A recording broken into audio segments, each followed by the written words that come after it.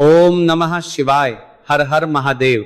दोस्तों, जैसा कि आप सभी लोग जानते 26 जनवरी 2026 सोमवार माघ माह में पड़ने वाली है अष्टमी तिथि और सोमवार की अष्टमी तिथि है। अगर कभी भी मौका लग जाए तो माघ दिन तो आप लोगों को सिर्फ और सिर्फ तुलसी की सूखी लकड़ी वाला उपाय तो अवश्य ही करना चाहिए। इन दोनों का संयोग बहुत ही कम आता है। इसी के साथ में गुरुजी ने अपनी शिव पुराण कथा में बताया है कि इस दिन आपको तुलसी की सूखी लकड़ी वाला उपाय तो आपको अवश्य ही करना चाहिए। मैंने आपको लकड़ी वाला उपाय तो अवश्य ही करना चाहिए, क्योंकि ऐसा दिन पूरे साल में सिर्फ एक ही बार आता है। और दोस्तों, आप सभी लोग जानते हो कि सोमवार का अगर सबसे बड़ा कोई उपाय है तो वह तुलसी की सूखी लकड़ी वाला उपाय है।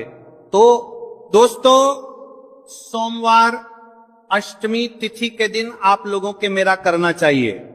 कोई इस तुलसी की सूखी लकड़ी वाला उपाय को जरूर करना है।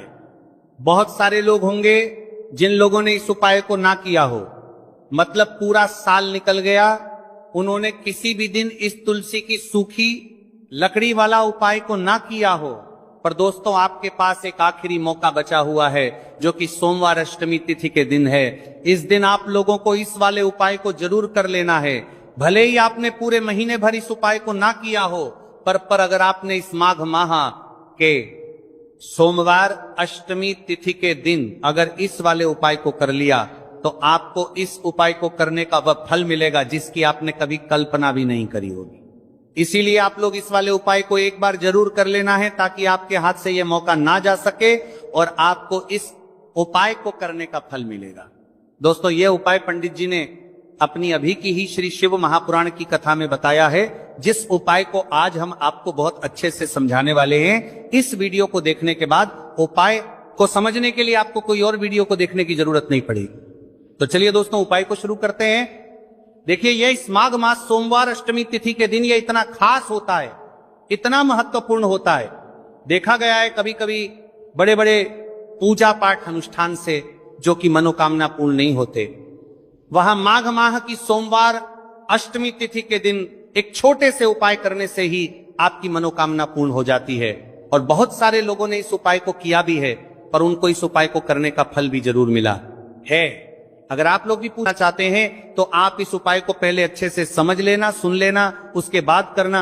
आपको इस उपाय का फल जरूर मिलेगा। और इस उपाय को कर लेने से आपके घर में चाहे किसी भी प्रकार की दुख और समस्या क्यों ना चल रही हो, आपको उसका कारण भी नहीं पता है कि भाई ये समस्या किस कारण से चल रही है। उसका कुछ भी कारण हो सकता है, जैसे पितृदोष हो सकता है या किसी भी तरह का मंगल दोष भी हो सकता है। तो इस दिन आप लोगों को ये वाला उपाय कर लेना है। ये कैसा उपाय है? जिस उपाय को अगर किसी विशेष दिन पर किया जाए तो भाई उस विशेष दिन का जो है वह तो हमें मिलता ही मिलता है, पर हमने उस दिन पर इस उपाय को किया है तो हमें उससे भी बड़ा फल मिलता है, और फल बहुत जल्द ही मिलता है, क्योंकि आपको बहुत ही बड़े और विशेष दिन पर कर रहे हो। तो चलिए अब उपाय के बारे में बात करते हैं, लेकिन उससे पहले आप लोगों में को यह जानना आवश्यक है कि आखिर ये उपाय किस समय करना है, किसको करना है और कैसे करना है। तो चलिए हम आगे आपको वीडियो में एक एक कर बता देते हैं। लेकिन उससे पहले अगर आप लोग हमारे चैनल पर पहली बार आए हैं या फिर मेरी आवाज आज पहली बार सुन रहे हैं तो हमारे चैनल को सब्सक्राइब जरूर कर लेना, और इस वीडियो को लाइक करके कमेंट बॉक्स में श्री शिवाय नमस्तु है, ओम नमः शिवाय जरूर टाइप कर देना। तो दोस्तों, इस तुलसी की सूखी लकड़ी वाला उपाय को हमें सोमवार अष्टमी तिथि के दिन कैसे करना है, किसको करना है, किस समय करना है और कहां पर करना है, ये सारे सवालों के जवाब आपको इस वीडियो में मिल जाएंगे। और जो ये वीडियो देखेगा भाई, उसको तुलसी की सूखी लकड़ी वाला उपाय जरूर करना चाहिए, क्योंकि इस दिन काला तिल का भी बहुत ही बड़ा और विशेष महत्व होता है। और जब बात आ जाए तुलसी की सूखी लकड़ी वाला उपाय की, तो ये सोने पर सुहागा वाली बात हो जाती है, और ये एक बहुत ही बड़ा उपाय होता है। अब दोस्तों, इस तुलसी की सूखी लकड़ी उपाय को आखिर करना किसको है, सबसे पहले हम लोग वो बात जान लेते हैं। तो देखो, घर की जो बड़ी माताएं बहनें होती हैं, उन माताओं बहनों में से कोई भी एक बड़ी माता बहन इस वाले उपाय को कर सकती है। और दोस्तों, अगर आप चाहे तो अपने घर में से सभी सदस्यों को भी इस उपाय को करवाए सकते हैं। अगर किसी व्यक्ति की खुद की कोई मनोकामना है खुद की कोई दुख और परेशानी है जो कि वो अपने लिए ही करना चाहता है, इस वाले उपाय को तो वो खुद अपने लिए भी कर सकता है। बाकी अगर कोई घर में से ऐसा है जो कि अपने पूरे घर परिवार की सुख और उपाय करना चाहता है तो भाई वो भी कर सकता है, हो सकता है उसमें भी कोई दिक्कत वाली बात नहीं है। कहने का मतलब यह है कि इस उपाय को हर एक सदस्य भी कर सकता है और पूरे घर परिवार के सदस्य के लिए घर की बड़ी माताओं बहनों में से कोई एक माता बहन भी कर सकती है। माताएं बहनें अगर घर में उपस्थित ना हो या वह यह वाला उपाय ना कर पा रही हो तो फिर घर का कोई बड़ा सदस्य भी इस तुलसी की सूखी लकड़ी वाला उपाय को कर सकता है, चाहे फिर वह पुरुष ही क्यों ना हो, उसमें कोई भी दिक्कत वाली बात नहीं है। उसके बाद गला प्रश्न निकल कर आता है, वो ये आता है इस उपाय को लेकर के कि आखिर इस उपाय को हमें किस समय करना है, सुबह के समय करना है कि शाम के समय करना है। तो देखो, इस वाले उपाय को आप लोग सुबह के समय भी कर सकते हो और शाम के समय प्रदोष काल में भी कर सकते हो। अब अगर आप पूछो कि भाई साहब सबसे उत्तम समय कौन सा रहेगा इस तुलसी की सूखी लकड़ी वाला उपाय को करना है, कहा तो हम आपसे बस यही कहेंगे कि इस उपाय को आप सुबह के समय करेंगे तो ज्यादा बेहतर होगा। बाकी अगर प्रदोष काल शाम के समय भी करेंगे तो भी अच्छा होगा, उसमें कोई भी दिक्कत वाली बात नहीं है। तो अब दोस्तों, जो अगली सबसे बड़ी और महत्वपूर्ण बात आती है वो ये आती है कि सुबह अगर हम उपाय को करेंगे तो हमें कितने बजे से लेकर कितने बजे तक के बीच में करना है, और शाम के समय प्रदोष काल में करेंगे तो हमें कितने बजे से लेकर कितने बजे के बीच में करना है। तो देखो, सुबह जितनी जल्दी हो सके आप उपाय को करने की कोशिश करना। बाकी अगर किसी कारणवश लेट भी हो जाओ, थोड़ी देर भी हो जाए, तो 10 या 11:00 बजे तक भी आप उपाय कर लेना और 12:00 बजे से ज्यादा देरी ना हो, ठीक है, इस बात का ध्यान रखना। उसके बाद में दोस्तों, अगर शाम के समय प्रदोष काल की बात करें, प्रदोष काल का जो समय होता है वो शाम के 0 बजे से शुरू हो जाता है। मतलब शाम के 6, प्रदोष काल की बात करें 0 बजे से शुरू हो जाता है, मतलब शाम के 0 बजे से शुरू हो जाता है, 0 बजे से शुरू हो जाता है। लेकिन 7 के बीच का जो समय होता है यह समय प्रदोष काल का समय होता है। तो आप इस उपाय को 7 या 8:00 बजे के बीच में भी कर सकते हो। मतलब शाम के 0 बजे से रात 8:00 बजे के बीच में आप कभी भी इस वाले उपाय को कर सकते हो, उसमें कोई भी दिक्कत वाली बात नहीं है। देखिए, यदि हम किसी ई प्रकार के उपाय को निश्चित दिन और निश्चित तिथि पर करते हैं तो इसका हमें बहुत अधिक लाभ मिलता है और इन उपायों को करने के बाद हमारे जीवन में बहुत अधिक परिवर्तन आता है। साथ ही साथ ये जो उपाय आपके जीवन की सारी परेशानियों को और सारी बाधाओं को दूर करने वाले हैं। देखिए दोस्तों, आज के इस पूरे वीडियो में हम आपको 3 चमत्कारिक उपाय बताने वाले हैं और ये तीनों ही उपाय बहुत ही खास और बहुत ही ज्यादा विशेष होने वाले हैं। तो चलिए दोस्तों, जाने वाले हैं, लेते हैं गुरुजी द्वारा बताए गए सबसे पहले उपाय के बारे में। अश्विन महाधन प्राप्ति उपाय। तुलसी की सूखी लकड़ी घर में रख देना, बहुत जल्दी करोड़पति बनोगे, इतना पैसा पत्र से बंदोरपति बनोगे, बरसेगा। राधे धे। दोस्तों, आपको किसी भी दिन तुलसी की सूखी लकड़ी का उपाय घर पर करना है और ऐसा समझ लीजिए कि तुलसी की सूखी लकड़ी का यह उपाय आपको बहुत जल्दी करोड़पति बनाएगा, क्योंकि जो मेरी अश्विन का महीना है ये श्री हरि विष्णु को सबसे प्रिय महीना है। तो देखिए, स्कंद तनगरसर करते हैं, पुराण में आता है कि भगवान विष्णु को सबसे प्रिय अगर कोई महीना है तो वह अश्विन का ही महीना है। और अश्विन के महीने में तुलसी के उपाय रातों रात आपके भाग्य को चमकाते हैं।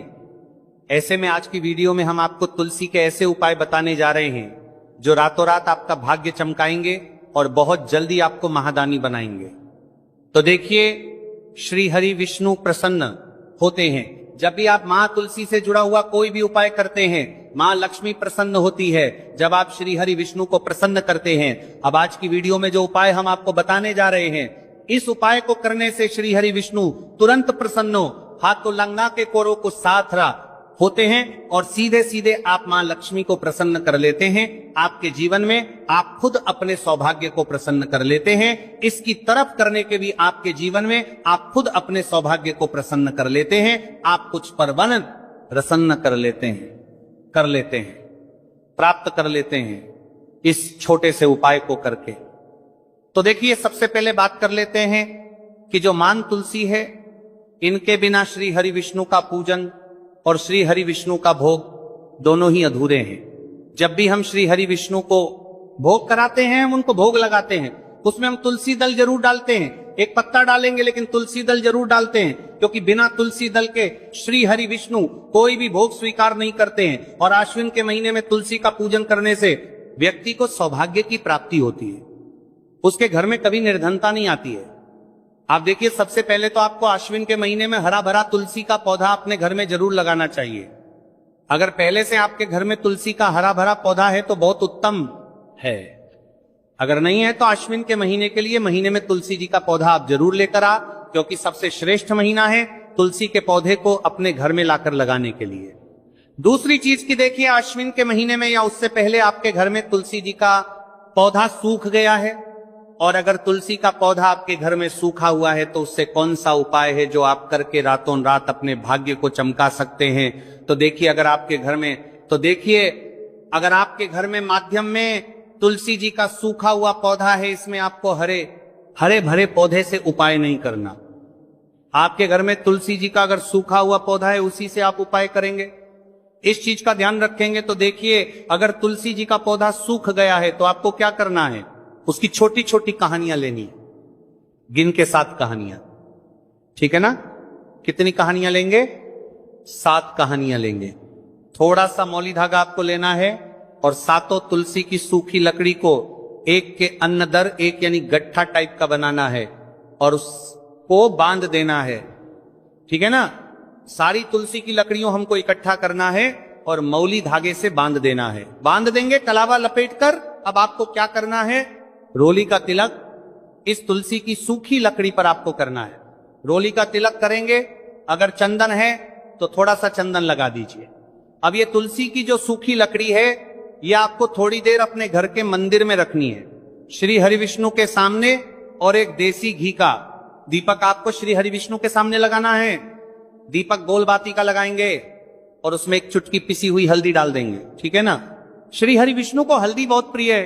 दीपक लगा देंगे, थोड़ी देर बाद जो तुलसी की लकड़ियां हैं उनको ऐसे ही रखा रहने देंगे, तिलक कर देंगे। अब थोड़ी देर बाद आपको क्या करना है, तुलसी की वो जो सूखी लकड़ियां आपने बांधी थी कलावे से, मोली धागे से, अब आपको उन्हें उठाना है। एक छोटे से लाल कपड़े में आप इसको रख लीजिए, ठीक है ना। लाल कपड़े में रख लीजिए, पीला कपड़ा हो तो पीले कपड़े में रख लीजिए। रखने के बाद आपको क्या करना है, इसकी पोटली टाइप की बना देनी है। धागे से लपेटकर मोली धागे से ही पोटली बना लीजिए, आराम से बन जाती है। अब इस पोटली को आपको कहां रखना है, इसे आपको अपने घर के मुख्य द्वार पर टांगना है, ठीक है ना। अंदर की तरफ, बाहर की तरफ नहीं, अंदर की तरफ। मुख्य द्वार पर अंदर की तरफ टांग दीजिए और मां लक्ष्मी का ध्यान करिए, श्री हरि विष्णु का ध्यान करिए।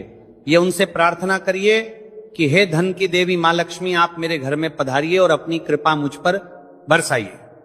इस तरह से आपको प्रार्थना करनी है और मंत्र बोलना है। ओम नमो भगवते वासुदेवाय नमः 11 बार ये मंत्र बोलना है। एक दीपक आपको जिस दिन भी उपाय कर रहे हैं अपने घर के मुख्य द्वार पर प्रज्वलित करना है। चौमुखी दीपक यानी 4 बाती का दीपक लगाएंगे और थोड़ा ही सी हल्दी उस दीपक में भी डाल देंगे। मुख्य द्वार पर दीपक में आहर की तरफ लगाना है, सीधे हाथ पर, ठीक है ना। ये उपाय वैशाख में आप करिए और देखिए कि कैसे आप महाकरोड़पति बनते हैं, कैसे आपके पास पैसा आता है और कैसे आपके पास पैसा रुकता है। तो ये वही उपाय है जो रातों रात आपके भाग्य को चमकाएगा। गोल बाती का दीपक प्रज्वलित कर देना है। अब देखिए, जैसे ही आप ये दीपक प्रज्वलित करेंगे तो आपकी जो भी मनोकामना है उससे आपको बोल देना है। आप इस दीपक को इस प्रकार से प्रज्वलित करने के बाद इन सभी सामग्रियों को आपको शिवलिंग के पास लेकर पहुंच जाना है। अब देखिए दोस्तों, आपके पास जो एक तांबे के पात्र के अंदर शुद्ध जल है, उसमें से आपको केवल आधा लोटा जल ही भगवान शिव के शिवलिंग पर अर्पित करना है। आधा लोटा जल आपको उसी पत्र के अंदर बचा लेना है। अब दोस्तों, आपके पास जो 2 लौंग हैं, यानी कि लौंग का जोड़ा है, से आपको अपना नाम और अपने गोत्र को बोलते हुए आपकी जो भी समस्या चल रही है, आपके जीवन में जो भी परेशानी उत्पन्न हो रही है, उन्हें आपको बोल देना है। और ये जो लौंग का जोड़ा है, इसे आपको भगवान शिव के शिवलिंग पर अर्पित कर देना है। जैसे आप ये 2 लौंग शिवलिंग पर चढ़ाएंगे तो अपना हाथ जो है वहां पर आपको रखना है और महादेव से आपको प्रार्थना करनी है कि मेरे जीवन की ये जो परेशानियां ये सभी दूर हो जाए। यानी कि आपके जीवन में धन की संबंधित परेशानी चल रही है, कर्ज की समस्या चल रही है, बच्चों का पढ़ाई लिखाई में मन नहीं लग पा रहा है, घर के जो आर्थिक संकट है वह सभी दूर हो, व्यापार आपका ढंग से नहीं चल पा रहा है, घर में रोग की स्थिति बनी हुई है, यानी कि जिस भी प्रकार की आपकी समस्याएं हैं उसे आपको महादेव से बोल देना है और महादेव से इन सभी को दूर करने के लिए आपको प्रार्थना कर लेनी है। अब देखिए दोस्तों, आपने जो 2 लौंग शिवलिंग पर समर्पित की थी उससे आपको वहां से उठा लेना है और इन दोनों लौंग को आपको शिवलिंग से उठा करके सीधे उससे जल के पात्र के अंदर डाल देना है। यानी कि अपने आधा लोटा जल और बचाया हुआ था उसी के अंदर आपको ये 2 लौंग डाल देनी है और साथ में आप जो लाल चंदन लेकर के आए थे उस लाल चंदन को भी आपको उसी पात्र के डाल देना है। यानी कि आधा लोटा जल और बचा हुआ है तो उसी आधे लोटे जल के अंदर आपको ये लाल चंदन भी डाल देना है। अब देखिए, इस आधे लोटे जल में है जिसमें अपने 2 लौंग डाली है, लाल चंदन डाला है, उसे सीधे लेकर के आपको पहुंचना है बेलपत्र के वृक्ष के। वहां पर देखिए, बेलपत्र का वृक्ष यदि आपके घर पर है तो वहां पर आपको आ जाना है। आपके घर के आसपास कहीं भी है तो वहां पर आपको पहुंच जाना है और उसके आपका जो मुख है वो उत्तर दिशा की ओर होना चाहिए और उसके बाद आपको अपना नाम और अपनी गोत्र को बोलना है और पुनः अपने जो भी परेशानियां शिवलिंग के पास में बोली थी उन्हें आपको वापस से बेलपत्र के वहां पर भी बोलना देनी है। और ये जो आधा लोटा जल और है इससे आपको पूरा बेलपत्र के वृक्ष की जड़ में श्री शिवाय नमस्तु भयम इस मंत्र का जाप करते हुए समर्पित कर देना है। तो बस इतना सा उपाय आपको करना है। जो भी आपकी परेशानी है, समस्या है, उसे महादेव निश्चित ही दूर करेंगे। अब दोस्तों, हम जान लेते हैं तीसरे चमत्कारी और विशेष उपाय के बारे में। देखिए, यह उपाय बहुत ही चमत्कारी है क्योंकि इस उपाय से आपके जीवन में तेज की वृद्धि होगी, यानी कि जीवन से जितना भी अंधकार ही वो सभी दूर होगा। तो इस उपाय के लिए आपको मात्र एक गुड़ का टुकड़ा लेना है। गुड़ का टुकड़ा आपके जीवन में तेज की वृद्धि करता है और साथ ही साथ आपके जीवन से जो है उसे दूर करता है। इसी के साथ में आपको एक चावल दाना यानी कि अक्षत का दाना लेना है। ये चावल का दाना आपके जीवन में सुख शांति को लेकर के आता है। आपके जीवन में धन की जितनी भी परेशानियां हैं उन्हें समाप्त करता है। इसी के साथ में आपको मात्र एक हरा मूंग लेना है। हरा मूंग जो है वो बुध ग्रह को प्रसन्न करता है। देखिए, हरे मूंग का उपाय करने से बुध ग्रह मजबूत होता है और बुध ग्रह के मजबूत होने से बुद्धि, ज्ञान और विवेक की प्राप्ति होती है। तो ये सामग्री आपको एक एक लेनी है, यानी कि एक गुड़ का टुकड़ा, एक चावल का दाना, एक हरा मूंग आपको लेना है। देखिए, हरा मूंग का दाना और चावल का जो दाना है आपको साबुत लेना है, खंडित नहीं होना चाहिए। और इसी के साथ में आपको मात्र एक तांबे के पात्र के अंदर अपने घर से शुद्ध जल ले लेना है। देखिए, अब इन सभी सामग्रियों को लेकर के सीधे आपको पहुंच जाना है भगवान शिव के मंदिर में। आप ये उपाय सुबह से लेकर के शाम तक किसी भी समय कर सकते हैं। देखो, ये उपाय आप सोमवार और बुधवार के दिन ही आपको इस उपाय को करना है। तो सबसे पहले तो ये जो एक गुड़ का टुकड़ा है, एक चावल का दाना है और एक हरा मूंग का दाना है, उन तीनों को आपको उस जल के पात्र के अंदर डाल देना है। लेकिन ये जो उपाय है आपके जीवन की सारी परेशानियों को दूर करने के लिए होता है। ये विशेष मनोकामना तीनों सामग्रियों से ही आपकी परिपूर्ण हो जाती है। देखिए, आपके जीवन में सुख और तेज होगा तो सभी आपसे वार्तालाप करेंगे, सभी आपसे बात करेंगे और आपका जो मान सम्मान है वह बढ़ता है। और चावल का जो दाना है वह धन में वृद्धि करता है, मन की शांति के लिए होता है। और हरा मूंग जो है वह बुद्धि, ज्ञान और विवेक की प्राप्ति के लिए होता है। अब देखिए, ये जो एक पात्र जल है इससे आपको भगवान शिव के शिवलिंग पर धीरे धीरे अर्पित कर देना है। श्री शिवाय नमस्तु भयम इस मंत्र का जाप करते हुए और तुमरुकेश्वर महादेव का मन में स्मरण करते हुए, लेकिन तुमरुकेश्वर महादेव का स्मरण करने से ये जो उपाय है और अधिक प्रभावशाली हो जाता है। तो तुमरुकेश्वर महादेव का स्मरण करते हुए ये उपाय करने से आपके जीवन में जो भी अशांति है वह सभी दूर हो जाएगी। तो इस प्रकार से आपको यह सुंदर सा उपाय कर लेना है।